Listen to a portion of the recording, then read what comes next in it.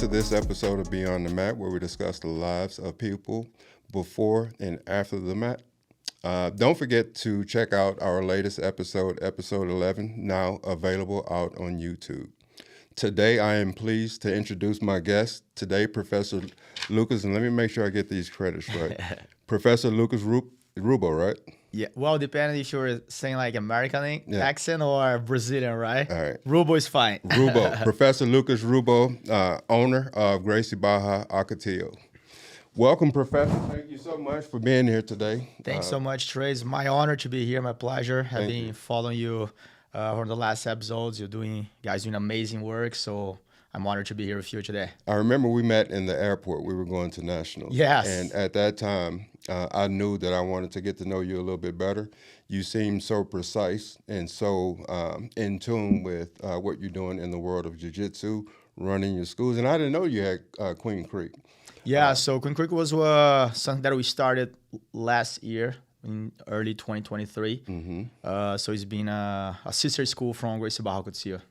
Are you seeing a lot of growth in Queen Creek? Oh, absolutely. It's been, I believe, one of the areas in Arizona that have been growing the most. Oh, okay. Right? You see a lot of people moving there, and it didn't have anything like that in Queen Creek yet. Yeah. Right. So the growth of that school is being in a crazy pace, like growing so much.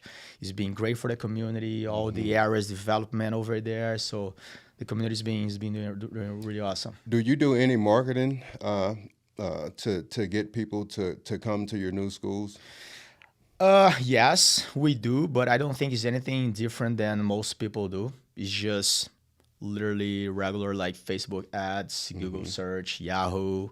I think one of the most the one that we see like happening really well is the referral, right? Like we have so many people around with the schools. You're able to meet so many amazing people, and they want to spread the word. Yep. Right? Like they know all the benefits that Jiu-Jitsu gave to them, and they just want to share with the others. So I think this is the most effective one. But we do nothing crazy, but like I would say probably like the most schools do. I think, and I know some of the people at Acatillo. I think that once people walk into your environment, they just don't leave. And I think that you do get that free advertisement from the students and the members. So I think that's good. I think that something like that is great for the community. And I wish I would have had started Jiu-Jitsu when I was younger.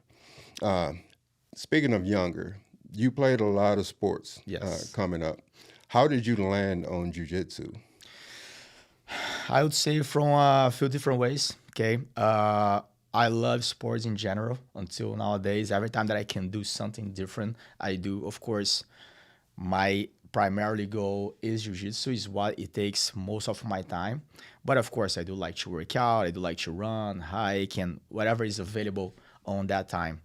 So I was always playing soccer, mostly tennis. I played for a long time. A lot of friends playing basketball. So once in a while, I was there. If you guys can see me, I'm not the tallest guy in the room by far. So basketball wasn't much a thing. But I always like martial arts as well. I think I believe my first contact with martial arts was with karate. I have an uncle. He's a 4th degree black belt, and he was already a black belt on that time. And no, it was just someone that I was looking up to. And I did karate for about 2 years. I don't remember exactly the age, but I would say between 6 to 8 years old, something like that, really young. Did Kung Fu for about a year after that. And I have another cousin and a friend that were doing Jiu-Jitsu. And being 100% honest, I didn't know what Jiu-Jitsu was.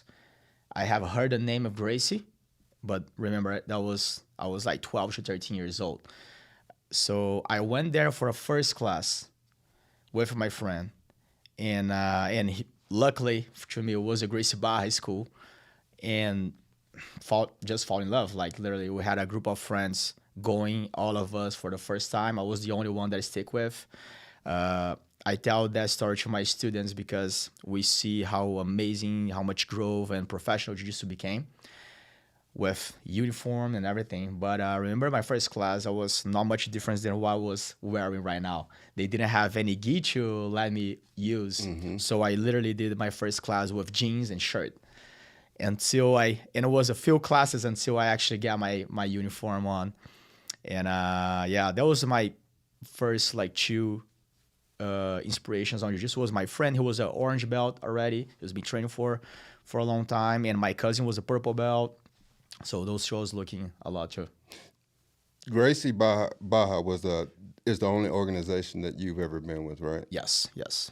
So when you think about that, when you started, you didn't have a uniform or anything like that. Could you, in your wildest imagination, know that you would be this successful in jiu-jitsu these many years later? No, it's never passed through my mind. It's funny because on that time that I started, 2003, was when Gracie Barra was starting to develop the uniform. It wasn't something that the way how it is right now, but they had available the Gracie Barra gi, which they end up doing recently a model really similar, right? And that was my first gi.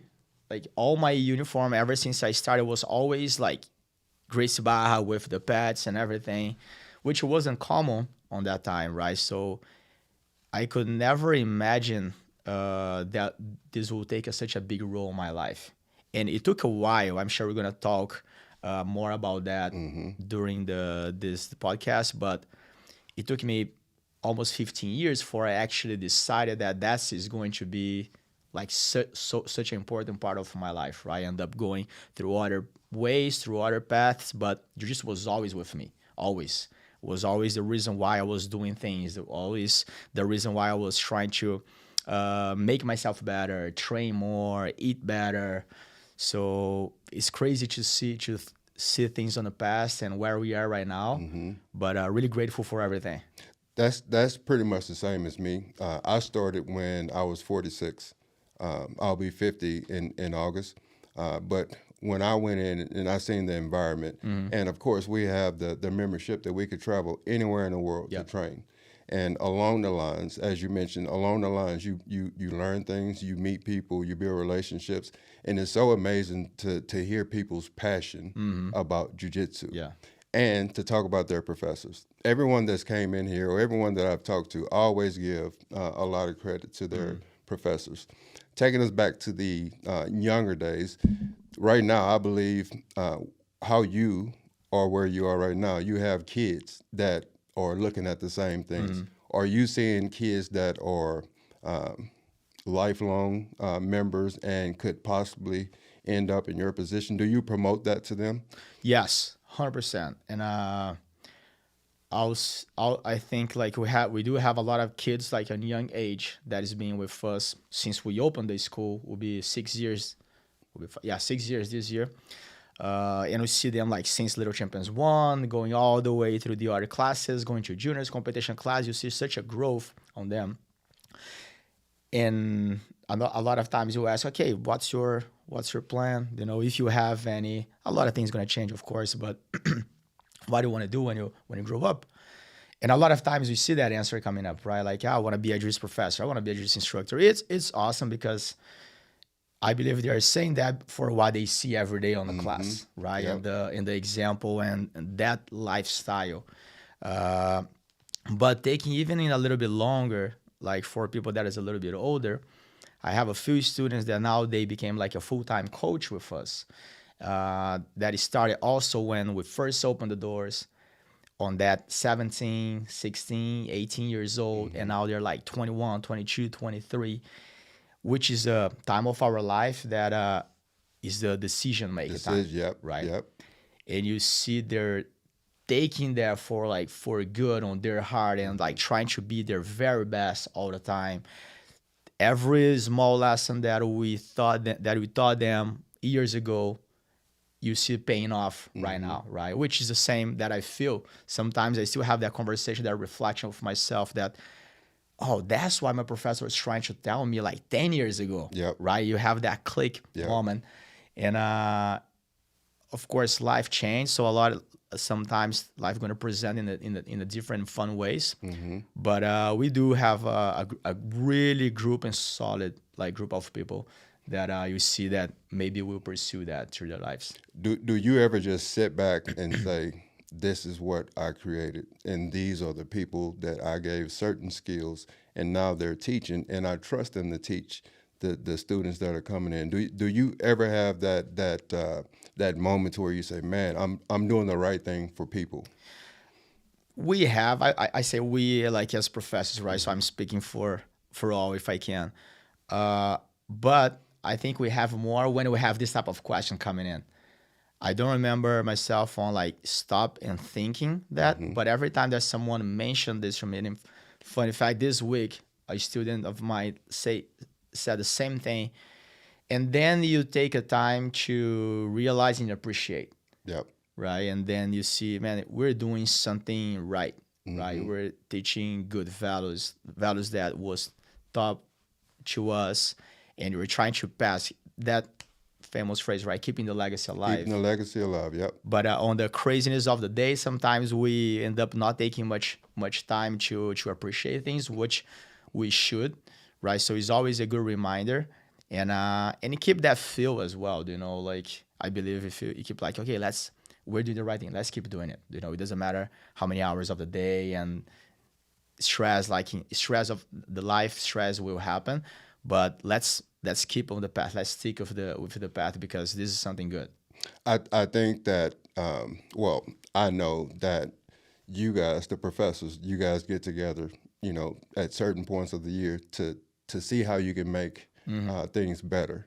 What would be on your list of goals to kind of take your schools to the next step? So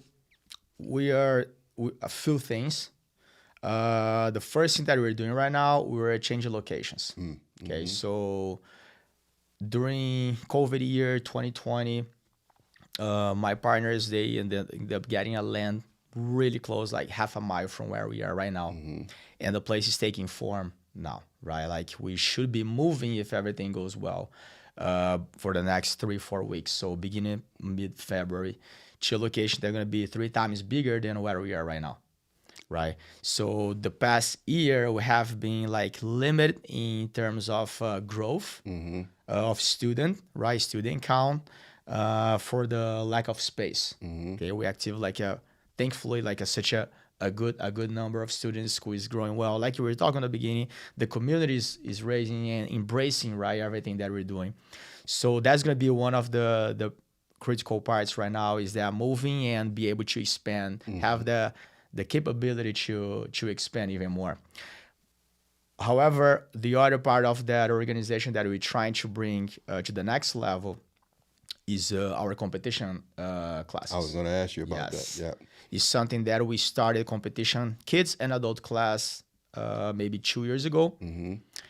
But you know, it's a lot of like learning process, right? You can see some people doing some great work. You try to mimic it, but when you see the works done from someone, you don't see everything that they pass through to be on that point, right? And I believe we are on that transition, that we see mistakes happening, you try to correct them. Okay, next time, let's try to not commit the same mistakes. And other things happen along the way. So for the last 2 years, it's been absolutely amazing. We could see a lot of things that we did right, a lot of things that we did wrong, try to correct the things that we did wrong. And the plan for 2024 is to grow this competition team. We are adding more classes. You're making like the whole month of January for a tryout. It's going to be a little more exclusive group, because we also opening advanced kids class, which is going to allow kids that are not on the competition, like they don't want to compete as often as, you know, we're planning for that season for those kids, but it's still gonna have a high level techniques. And this help also, in my opinion, to exclude us a little more the white belt classes for the kids, because we can focus 100% on that technique for that specific group. And also it takes that gap between the regular kids class to a competition class. We felt the last 2 years like a big gap in a technical intensity. So those advanced class is gonna bring something in between. So I think this is gonna be something really important to help, like one of our goals this year, to bring us to the next level in all areas. When you have people that want to compete or be on the competition team, and they come to you and you have that conversation with them, what is the criteria that you look for or looking in response to their wish to be on the competition team? So for the competition team, especially for kids, we talk a lot about their commitment and their effort, right? I think like we kind of like put some topics as a criteria on, for example, have a good behavior, be respectful, hard worker, work ethic, be committed to your goals, right? Have a responsibilities. I think it's important to, from the beginning, from kids, of course, in different levels, but give them responsibility and make them understand that every act is going to have a consequence, right? Sometimes it's going to be a good, sometimes it's going to be a bad one. And you're going to learn from each of those, right? And I always say, like, it's not about how good jiu-jitsu is for you. I mean, how good your jiu-jitsu is, but how good jiu-jitsu is for you, okay? So we're not looking only, okay, this kid is amazing, he has a great jiu-jitsu. It's more about, are you learning? Are you listening? Are you being coachable? Because the skill levels, like learning the techniques and putting things together, is a consequence of all the other things, right? So if they start having that commitment, that passion to compete, that willing to study and give extra, that's what you want. Because we know with the work, the skill will happen. Winning, we can never predict that, right? So it's never about winning. Yeah. The same way that they're doing their best, they're training their opponents, they're doing exactly the same. And jiu-jitsu is awesome on that way that among 1,000 competitors, after the first round, you already have like only 500 and then 250, you know? So it's it gives that like sense of, okay, I'm going to do my best every single time. The best doesn't mean that you're going to win. Right. You win and you learn. Exactly. Yeah. So that's what we really want to try to put on the kids and parents, of course, mine. So let me just back up. What was the deciding factor for you to take your skills and your knowledge and come to the U.S.? What went through that thought process? Because just me thinking about it, it means that you left family behind and you kind of came over here with a dream. What was the deciding factor for you to do that? So, like I was saying, I started between 12, 13 years old. I also did box for about 3-4 years, like on those first years of jiu-jitsu. And, well, you go to high school and everything. I got in college. So I did nutrition, okay, and with emphasis on sports nutrition, which also I did that because of my jiu-jitsu professors. Okay, so my one of my professors in Brazil, his wife is a nutritionist. And when I started competing more often, she kind of like pulled me aside and started to, okay, but so how are you eating? You're training a lot. You need to make sure you feel your body. So she actually like started like showing me how important like what you eat is for your performance. And then when I discovered that Carlos Grace Sr. was a big person on the diet, and the Grace family was like, man, that's just putting things together, you know, that's just connecting everything. But after I graduated in college, I started working exclusive with sports nutrition. I did that for about 5-6 years, but also trained jiu-jitsu all the time, right? As much as I could, at least. And more and more, I was feeling that I was taking my office work away to put more time on jiu-jitsu, you know. Every time that I was scheduled patients, I was like, okay, no, I can't do this time because I want to be a trainer this time. Oh, no, that day I can't because I'm going to have a tournament.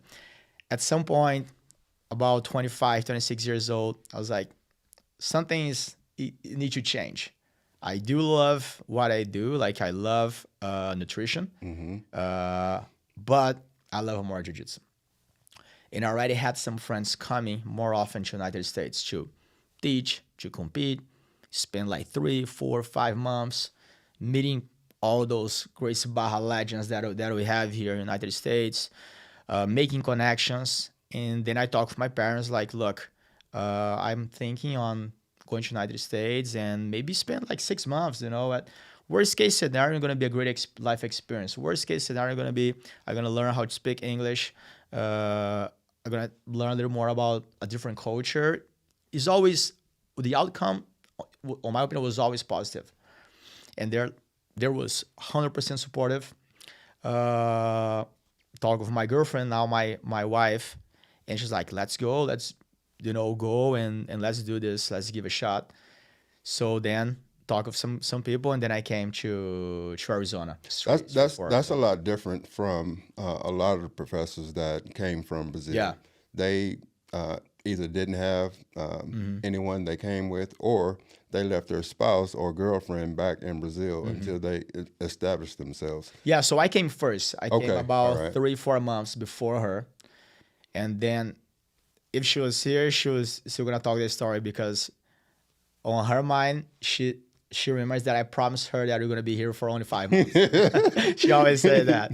But the beginning is always hard, right? I mean, looking back, I was like, man, how we were doing this, but we didn't feel like it was hard, because we're just like living our life.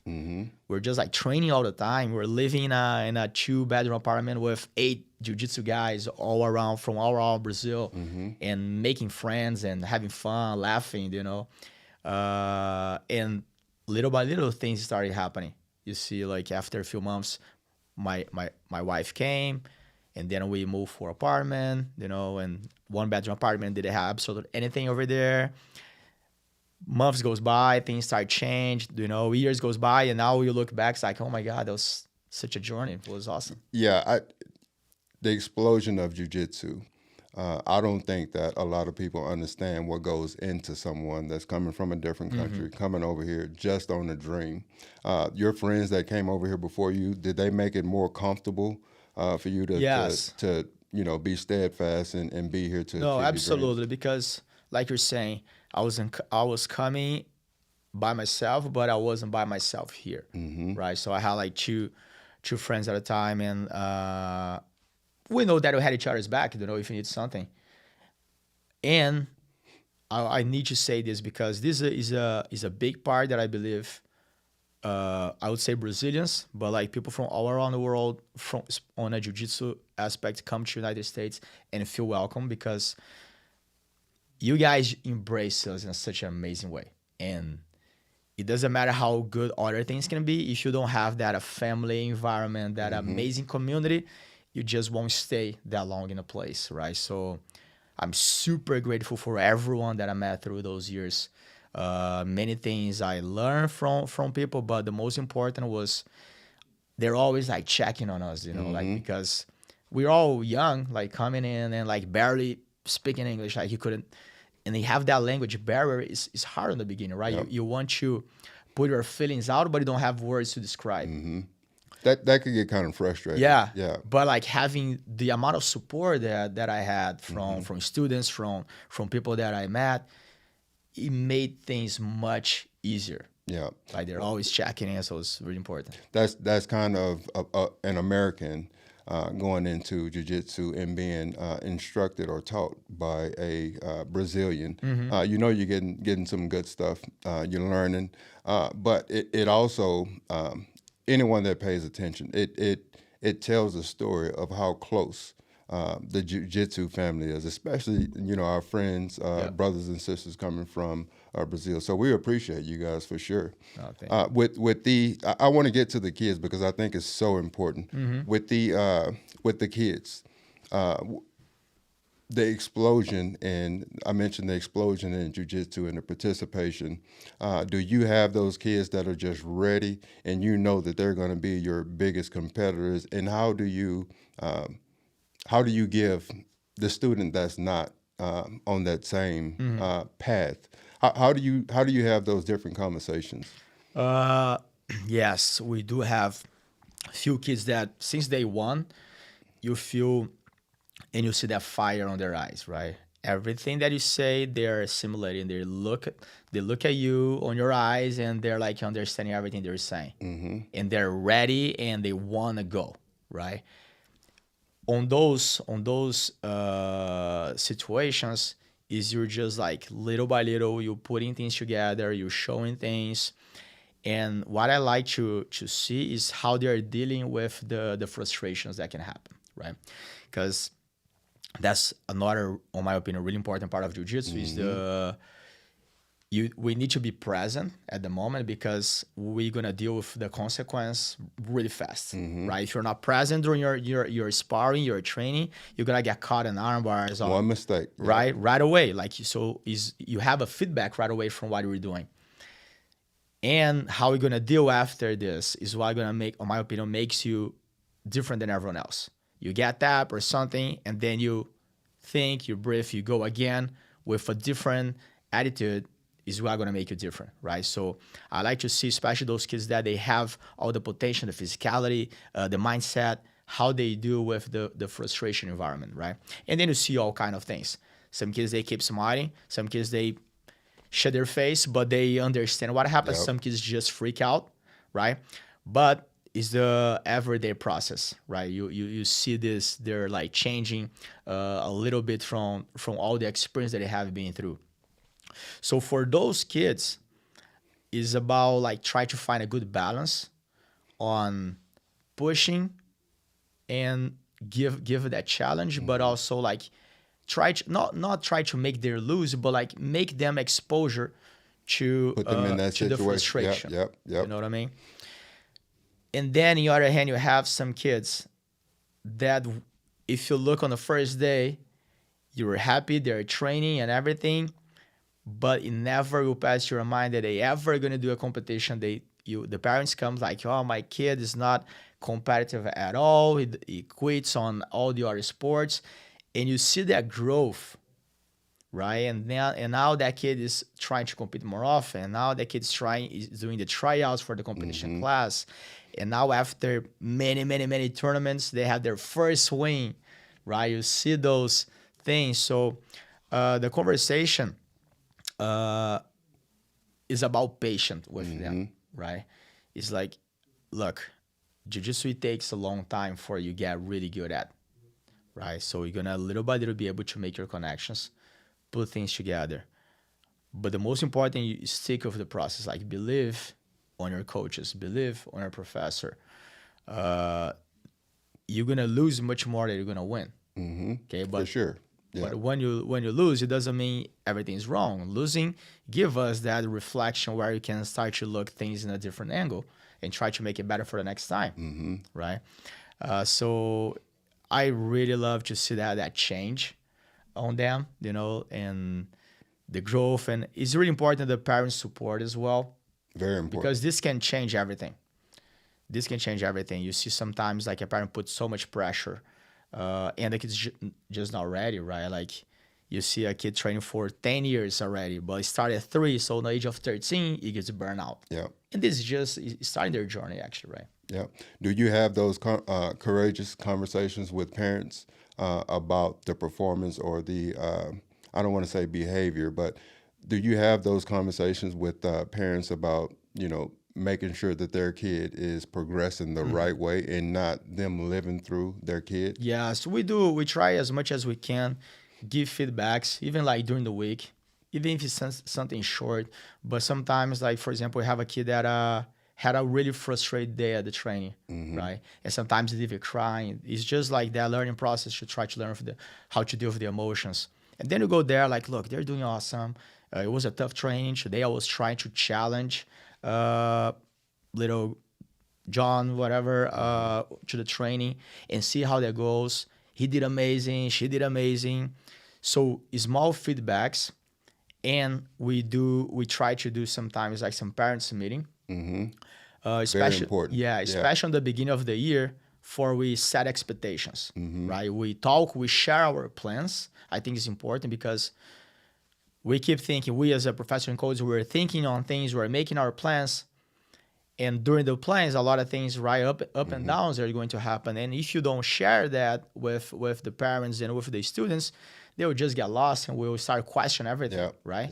Yeah. So share the plans and the expectations and open for questions, right? Like I try to be easy as possible to talk with students overall, because that's what my professors did for me. And that's how I learned the most valuable lessons was talking and listening them. You have to be a good listener. Yeah, and make sure like they feel comfortable and come to you like, hey, Trey, look, this happening. Like, family or my son. And it's really important to have those conversations, because in America is such a competitive atmosphere for everything, right? Which is one of the reasons why everyone wants to come here, right? Such a successful country. But Jiu-Jitsu, since it's not like a season sport, is a lifetime. Some approach need to be a little bit different than if you were thinking only on wrestling, for example. That is a season of 7 days a week, 5 hours a day, right? Like training. No, it's something that you're going to do forever, right? We hope, at least. So some approach for some things need to be a little bit different. And as professors and coaches that have been doing for a longer time, we pass through situations that you can share, make them understand, have a good conversation, and pass this for the students and the kids. Right? One of the things that I came in with, and I know a lot of people that join Jiu-Jitsu, all we have our eyes on is that black belt. You mentioned the journey. I think for me, blue belt, 3 stripes now. I think for me, I stopped thinking about that because I enjoy it so much. And what's going to be is going to be. My life is going to be jiu-jitsu. So I know I eventually get there. Now I'm just sitting back, absorbing, paying attention, and learning different things, because I want to compete a lot this year, milestone year. So, Nice. I got with Professor JoJo. We have a plan together. And, I want to take my talents outside of CompNet. Love CompNet because it brings us all together, but I want to put my skills against different people. And I think that Professor JoJo would love to see me do that. That's awesome. With competition in mind, I hear you say that you're pouring a lot into the students. Do you ever see yourself going back and competing at a high level as you were before? It's always a plan, right? It's always a plan, but when you became a professor and that's what you were living for, all your priority is your students and not you anymore, right? Yep. So, however, the time goes by, you see the students getting really good, you see like you were making training, competition training. So your training at your own school, it gets better as the time goes by. And the way how I like to see things is like, I will never ask anyone to do something that I don't do. So if I say for a student, you need to train more, I'm going to be training more. If I say you need to eat better because this, and that, I'm going to eat better because this, and that. I think that's very important for a leader to demonstrate. I believe it. That's the leaders that inspire me the most are those type of leaders. Right? Yep. They're leading by example.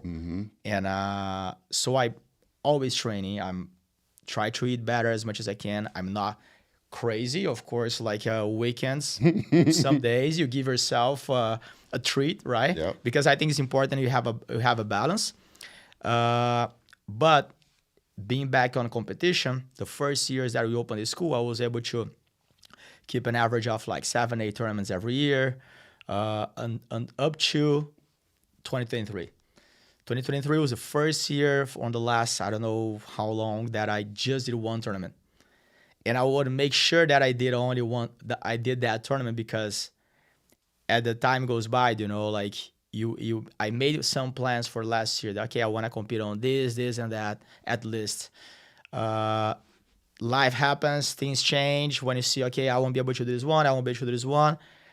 Master Worlds, No-Gi Worlds was the last one. I was like, I got to do it. Yeah. I got to do it because I'm having students competing. I'm training with them. I'm doing my best. I'm feeling good. And it'll be important, like not only for me, but for my students as well. So I did No-Gi Worlds. I felt great. Every year, I have been feeling my best, for the past 7 years, at least. Like every year, I'm feeling that I'm preparing myself more. I know myself better. And you have a really good training. So competing more often, it is part of my plan. If you ask me, is that your first priority? Like, no. But I really want to be there for me, but also for my students. Coaching, having fun, and be there competing with them as well. Like when you were on the same boat, like it was really fun. I was on the No-Gi Worlds with about 4 or 5 students. and sharing the room, the hotel, everyone dropping weight, That's when you going to become the closer. gym. Yeah. Like everyone is struggling, Yeah. but everyone is enjoying the struggle. And we just get better, like much better overall after that. Yeah, building that connection. Yeah. Speaking about leadership, that leadership, I believe, it extends beyond the mat for me.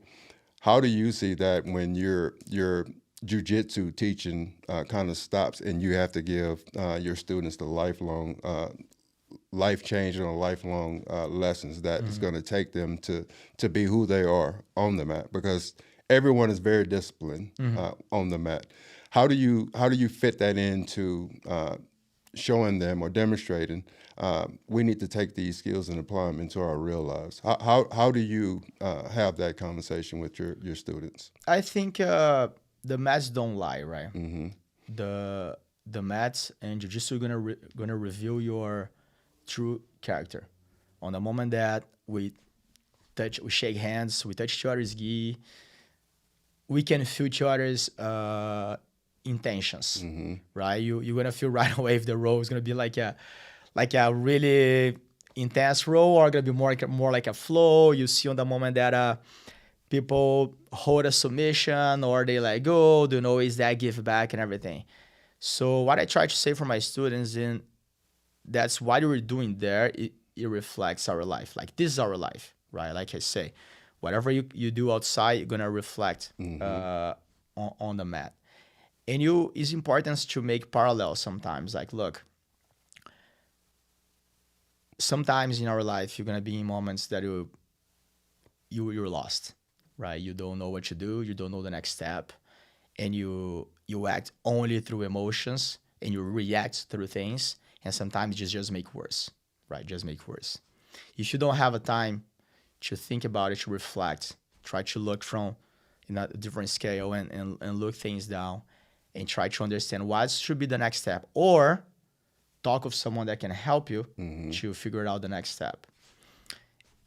When you're sparring, it's the same thing. Imagine that the struggle that we're having right now is like be on mount position bottom against Professor Flavio.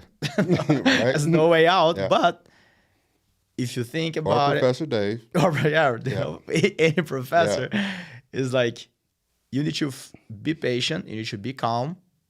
What options do I have available? This, that. Let's go through one, through the second, through the third. Right? So when you start making parallels like that, especially for people that are so connected on the mats, they start to do this transition a little bit better, right? And that's, to me, is the real jiu-jitsu lifestyle. Sometimes when you talk about jiu-jitsu lifestyle, people think we're flip-flops and tank tops the whole day, and just train jiu-jitsu, which is partial true. But is that when, to me, is when you're on the worst of your life on that moment, you just tap, but you stand up and go again, right? You have first round's done, let me get better for the second. Like try to find something, some feel, a purpose on your life that's gonna make you keep going. We were mentioning here on off record, I also do a podcast with a student of mine, and I had the honor to have so many great people around, right? And learning from jiu-jitsu legends for their life lessons that start on the mat, right?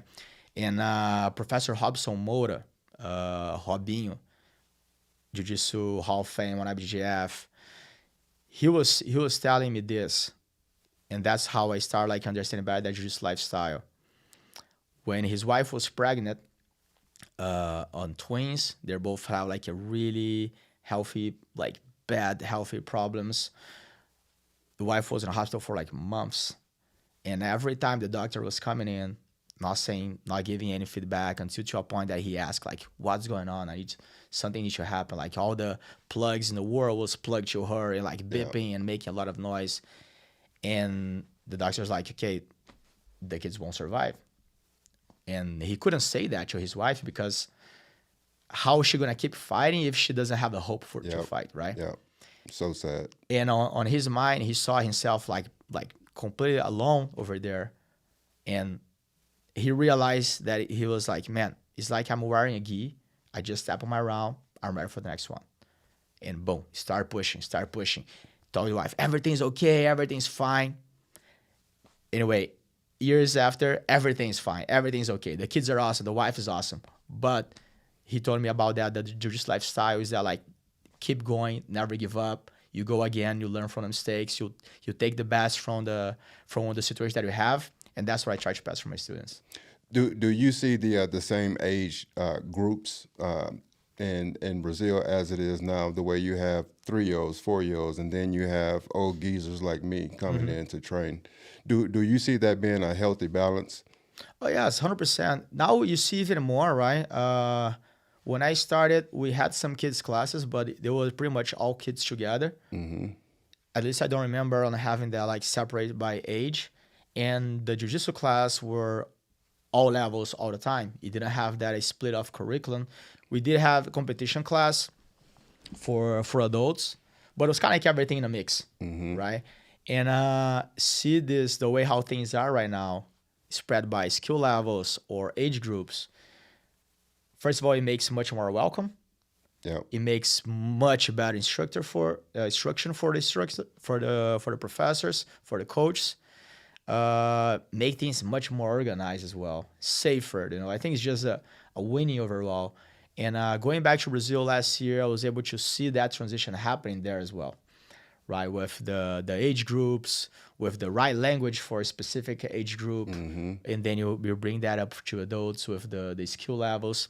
And on Gracie Barro Coutinho, I would say the average for our adult students is like upper 30s, mid 40s. You see this more, that people that already are more commitment to other things than in a young age, like 18, 20, 19, 16. Does that make you happy to see that you have matured adults coming in and being a part of that community? Does that make you feel good that people are at an older age coming in and trusting Yes. and learning the skill of Jiu-Jitsu? 100%. And you see so many people that are so well accomplished on their personal life and professional life, going to Jiu-Jitsu and feel humble again, right? It's important that you start something new again, like take you out of our comfortable zone. And what I love seeing, especially in our belt promotions, I give the opportunity for everyone gives a speech, right? I know most part of the time is more like black belts only do a speech as they receive a belt. But I do like to have blue belts, purple, brown, giving them the opportunity to speak if they want, okay? And the stories that they share, it's emotional. Oh my God, it's so emotional. And you see like someone so accomplished on the professional, personal life, crying, like a mid 40s, 50 years old, crying because got a blue belt. I cry when I got my blue belt. And you're right to do it, because only you know how much effort you put to accomplish that. Only you know all the sacrifice that we did, Only you know how hard it was to wake up the next day, sore, tired, have all the other obligations and still make time for you, right? Because Jiu-Jitsu, you are learning these skills, but you are making relationships. That's good for you. I always say that learning the cool movements, they're a consequence. You think sometimes that you come here to be better in Jiu-Jitsu, and this happen over time, but your priorities start to become different. It's like, I have friends here. I want to be there because I want to see that person. Oh, I want to do this, The thing that I see in my passion is, like you mentioned, the relationships. People are successful, and I'm able to learn what they're successful at because, I build a rapport with people. I love people. I love talking to people. I love hearing their story. And I think that a lot of people from the outside looking in do not understand what we put ourselves through to learn this skill, and we like it. I think that's the missing ingredient in the way the story of Jiu-Jitsu is told. We look at UFC, people, choking people out. A lot of people think that's what Jiu-Jitsu is all about, and it's unfortunate. We're here to share and to bring a spotlight to what we do, right? And you mentioned being sore, being tired the next day. It's true. Yeah. But you know what? You never hear the dedicated person complain about that, ever. So, Professor, thank you so much for coming here today. I really appreciate it. And I still have to come down to Ocotillo and train. There you go, man. You know, me and Trace, we went head to head in nationals. True.